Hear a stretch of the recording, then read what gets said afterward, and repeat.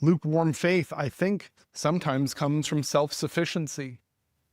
We forget that we depend on God's grace. We think that we have everything we need, and there's nothing left for us to do. The key image from Laodicea is Christ knocking on the door, right?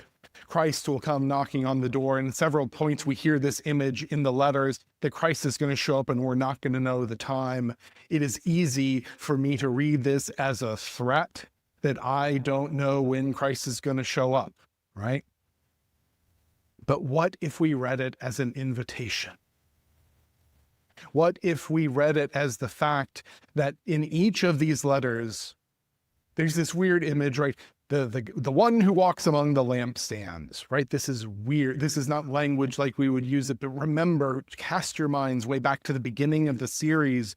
We are told at the beginning of this vision that there are 7 lampstands that represent the 7 churches, right?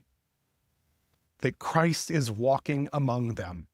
Christ is not distant. Christ is not far away. Christ is walking among us, among the churches, and Christ is at our door, waiting to come in. And Christ says, I will come in and eat with them, and they with me. We'll come to the table, and we'll share fellowship.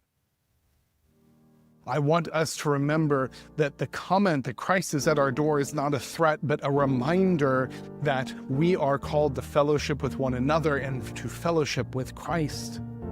And we are to be here to open the door, to share in the life, and rediscover our dependence on God's grace. Each of these letters offers warning and hope, critique and comfort. Through Revelation, the Spirit speaks not to one church 2,000 years ago, but to all of the churches then and now,